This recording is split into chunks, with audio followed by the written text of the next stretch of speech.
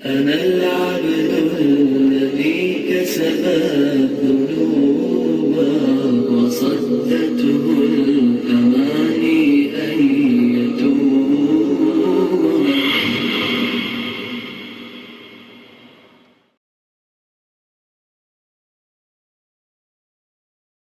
اب میں حضرت مولانا سید احمد خدا شاہ صاحب مدذلہ شیخ الحدیث و ناظم تعلیمات و صدر المدرسین دارالعلوم دیوبند سے درخواست کروں گا کہ وہ اپنے تاثرات کے لیے مائک پر تشریف لائیں.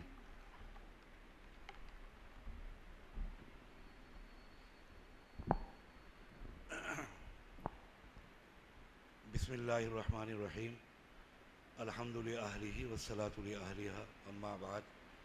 قال اللہ تعالی فی القرآن المجید واذکر فی الکتاب موسیٰ انہ کان مخلصا وکان رسولا نبیا واذکر فی الکتاب اسماعیل انہ کان صادق الوعد وکان رسولا نبیا. صدق اللہ العظیم. حضرات محترم، روایات کے بالکل خلاف ہے. یہاں پر اس وقت میری موجودگی بحیثیت میزبان کے ہے، اور میرا فریضہ تھا کہ میں جو حضرات تشریف لائے مہمانان کرام، ان کی یہاں پر ان کے جذبات، ان کے خیالات اور ان حضرات کے بیانات سے استفادہ کرتے. لیکن کسی نے کہا ہے کہ امیر جمع احباب حال دل کہہ لے، پھر اس مقام پہ التفات دل دوستاں رہے نہ رہے. یہاں پر دارالعلوم دیوبند کی بنیادی شخصیات پس منظر اور پیش منظر میں نہایت ہی مؤثر حضرات اور وقف دارالعلوم دیوبند کے اور ملک کے مقتدر ترین اہل علم دانشور حضرات موجود ہیں.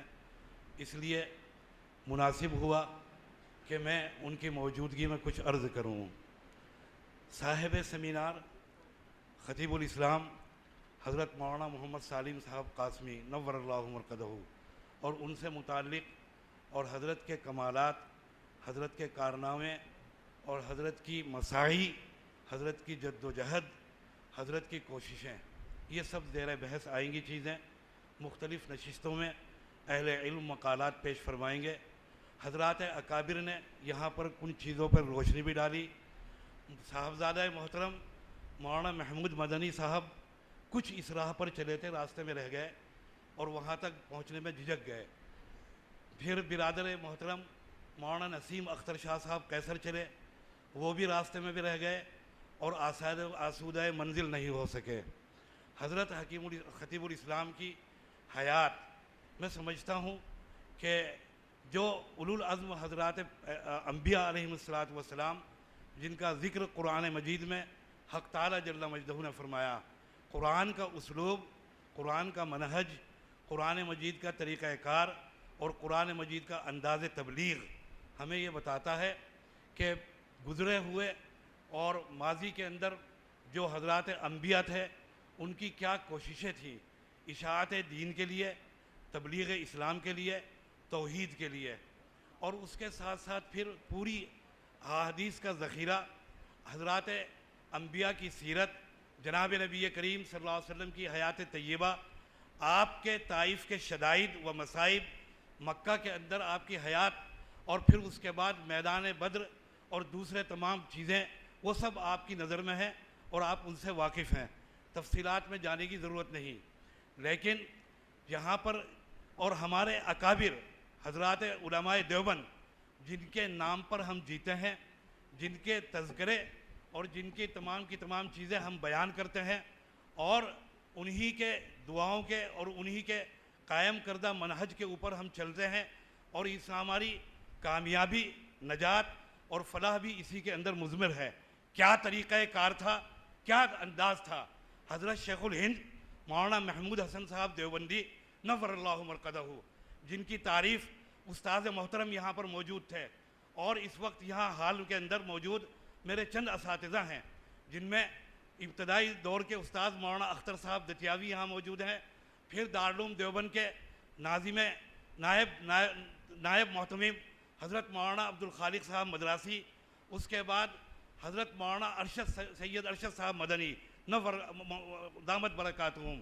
یہ وہ شخصیت تھی حضرت مولانا ارشد صاحب کہ میں تو بہت جونیئر اور چھوٹا تھا، لیکن میرے سے بڑے سینئر اور دگج مولانا انوار الرحمان صاحب رکن شورا جناب خالد گل صاحب آج بھی اپنے عہدوں کے باوجود اور اپنی عمر کے ایک حصے میں پہنچنے کے باوجود مولانا کو اگر سامنے سے آتے ہوئے دیکھتے ہیں تو کنی کاٹنے میں ہی عافیت سمجھتے ہیں، سامنا کرنے کی ہمت نہیں. لیکن حضرت نے بھی یہاں پر فرمایا حضرت شیخ الہند کی خصوصیات، ان کے امتیازات اور ان کی نظر کیمیا اثر کے جو جوہر سامنے آئے ان کے بارے میں گفتگو فرمائی. حضرت شیخ الہند جن کے تلامذہ کے اندر حضرت امام انقلاب عبید اللہ سندھی، جن کے بارے میں انگریز نے یہ رپورٹ دی تھی کہ یہ اتنا خطرناک اور اتنا عالی دماغ شخص ہے کہ اگر اسی وقت اس کے ہاتھ میں ہندوستان کی حکومت دے دی جائے تو یہ تنہا حکومت چلا لے گا. یہ حضرت شیخ الہند کا فیض اثر نظر تھا. پھر محدث کبیر علامہ انور شاہ صاحب کشمیری، پھر شیخ الاسلام حضرت مولانا سید حسین احمد مدنی، جن کے آتشی نفوذ سے ہندوستان کی سرحدوں کو توڑ کر دنیا کی مختلف علاقوں کی جیلیں اور ان کے گرم نفوذ سے تازہ اور حیات پا رہی تھی، وہ حضرات حضرت شیخ الہند کے تلامذہ میں سے تھے. حضرت مجدد ملت مولانا اشرف علی صاحب تھانوی کا ذکر ہوا، اختلاف ہوا، رائے کا اختلاف تھا، سیاسی اختلاف تھا. سیاست کے اندر ایک استاذ کے عہدے پر دوسرے شاگرد حضرت مجدد ملت ایک موقع پر ارشاد فرمایا اپنے شاگرد اور خادم مولانا عزیر گل سے کہ سفر کی تیاری کرو، ہمیں سفر کرنا ہے. دریافت کیا کہ حضرت کہاں جائیں گے؟ کہا کہ تھانے بھون جائیں گے. کہ کیا مقصد ہے؟ کہ جانے کے بعد اشرف علی سے ہم بات چیت کریں گے. کہ حضرت وہ پٹھان تھے، اپنے پٹھانیت میں آ گئے اور کہا حضرت وہ شاگرد ہے، آپ استاد ہیں، اس کو چاہیے کہ وہ یہاں آئے، آپ جائیں گے وہاں؟ فرمایا کہ مجھے جانے دو، میں وہاں جاؤں گا، میں اپنا موقف رکھوں گا، وہ ان کا نظریہ سنوں گا، ان کے دلائل سنوں گا اور اپنے دلائل ان کے سامنے پیش کروں گا. پھر جو تاریخی جملہ کہا وہ جملہ آب زر سے لکھ لیا گیا اور چاہیے کہ ہم اس جملے کو اپنے لیے ایک نسخہ اور نسخہ حیات تجویز کریں. فرمایا کہ کیا ضروری ہے کہ میں ہی حق پر ہوں، میں جا کر ان کی بات سنوں گا، اگر ان کی بات میری سمجھ میں آئی تو ہم اپنا موقف تبدیل کر دیں گے. یہ ارشاد فرمایا. حضرت مولانا شیخ الاسلام سید حسین احمد مدنی اور حضرت تھانوی رائے کا اختلاف تھا دونوں حضرات کے سامنے، اور ان کی رائے مشہور اور سیاسی معاملات کے اندر جس وقت نینی جیل میں گرفتار ہوئے حضرت شیخ الاسلام ملفوظات کے اندر موجود ہے، اہل علم جانتے ہیں اور مطالعہ کر سکتے ہیں. فرمایا حضرت تھانوی نے تاریخی بات فرمایا کہ جب سے یہ خبر مجھے ملی ہے کہ حضرت مدنی گرفتار ہو چکے، مجھ سے نہ رات بھر کھایا گیا اور نہ رات بھر میں سو سکا، اور میں نہیں جانتا تھا کہ مجھے اتنا تعلق ہے حضرت محترم سے. یہ ہماری روایات تھی، یہ ہمارا طریقہ کار تھا، یہ ہمارا انداز تھا. اور پھر صاحب سیمینار حضرت مولانا محمد سالم صاحب قاسمی، جن کی زندگی کا ایک پہلو سب سے زیادہ نمایاں یہ ہے کہ انہوں نے بادشاہت کو ترک کیا. میں کہتا ہوں کہ 60 سال کا اہتمام نہیں تھا، 100 سال کا خاندانی چیز، اس کو ترک کیا.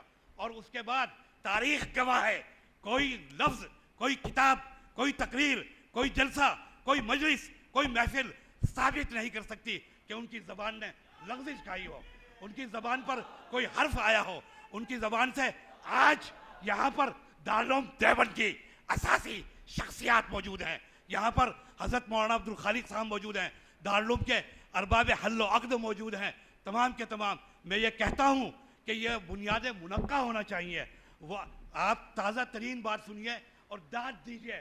مولانا محمود مدنی سے عزیزم شکیب سلموں کی بات ہوئی ابھی چند روز پہلے. مولانا محمود مدنی سے انہوں نے گفتگو کی. گفتگو جو ہوئی اس سے قطع نظر سننے کی بات ہے، پھیلانے کی بات ہے، بتانے کی بات ہے، آگے بڑھانے کی بات ہے. فرمایا کہ میرا وجود آپ کے لیے قربان ہے، میری تمام کی تمام وسائل آپ کے لیے ہیں، میرا مکان حاضر ہے، میرے تمام کے تمام جتنے کانٹیکٹ اور وسائل ہیں سب آپ کے لیے حاضر ہیں. میں قصداً آپ کے سیمینار میں آؤں گا ये वुसअत नज़र, ये वुसअत फ़िक्र होनी चाहिए, इसकी ज़रूरत है। हमारे बुज़ुर्ग, हमारे अकाबिर, मेरे वालिद ने सुलह से पहले दारुल के मुवक्कर मजलिस शूरा के मिंबर मौलाना गुलाम वस्तानवी को लिख कर दिया था चंद साल पहले कि ये नुकात हैं, इन निकात के ऊपर सुलह मंजूर है, और उन्होंने वादा किया था कि मैं शूरा में पेश करूँगा। मैं नहीं जानता कि उन्होंने पेश किया या नहीं किया, लेकिन ये इनका नुक्ता नज़र था इन हजरात का। और शकीब सल्लल्लाहु ने मौलाना महमूद मदनी से कहा कि हमारे अकाबिर, हमारे दादा, आपके वालिद मरहूम गिरामी कद्र, उन्होंने ये वादा आपस में किया था, ये तय किया था कि हम इख्तिलाफात को वरसे में नहीं छोड़ेंगे, हम इत्तेहाद छोड़कर जाएंगे, हमें इसकी ज़रूरत है। उन्होंने उस पर लब्बैक कहा, आगे कदम बढ़ाया और यहाँ पर आए। आज ये बात यहाँ, ये उस ज़ात गिरामी जिसके ऊपर ये सेमिनार यहाँ पर मुनक़िद है, उनकी रूह को, दारुल की बका, दारुल की रूहानियत को बरकरार रखने के लिए पूरी दुनिया, अगर दारुल देवबंद की एक आँख है, वक्फ दारुल उसकी दूसरी आँख है। हमें वो बुनियादें तलाश करनी चाहिए जिन बुनियादों को मुनक्का करके हम उसकी बुनियादों को पानी पिलाएं और इत्तेहाद इत्तेफाक को आगे बढ़ाएं। मौलाना मोहम्मद सालिम साहब कासमी, मैं समझता हूँ कि जहाँ और बहुत सारी सिफ़ात हैं, वलीउल्लाह सिफ़त इंसान था जिसकी आज के दौर में कलम काबू में नहीं, ज़बान काबू में नहीं, ख़यालात काबू में नहीं, फ़िक्री इर्तिदाद के अंदर इतने बड़े ओहदे पर मैंने अपने वालिद गिरामी के साथ इस देवबंद में उस शहजादे को दर दर भीख मांगते हुए देखा है। आज यहाँ जो इमारत, जो आपको रौनक नज़र आ रही है, ये जिन्नात का कारनामा नहीं था, ये चंद किसी करामत का नतीजा नहीं था। इन हजरात की शबाना रोज़ मेहनतें हैं, बहार जो अब आई हुई है, ये सब पौध उनकी लगाई हुई है, उनका इखलास का नतीजा है, उनकी मेहनतों का नतीजा है। बड़ी मुबारक। सर आँखों पर हजरत, आप हजरात की तशरीफ़ आवरी, सर आँखों पर आपका वजूद गिरामी, आपके ख़यालात, खुदा ताला आपकी उम्र में इजाफ़ा फरमाए, ऐसी बुनियादें हों कायम कि यहाँ से इत्तफ़ाक़ की राहें हमवार हों और उनके मजबूती अता हो। खुदा ताला इसको कबूल फरमाए। मुझे यही गुजारिशात करनी थी। उम्मीद है कि इसके अंदर अगर कोई लफ्ज़ अपने मनसब से ज़्यादा कह गया, उसके लिए माफ़ी का तलबगार हूँ। व आखिरु दावाना अनिल हम्दुलिल्लाहि रब्बिल आलमीन।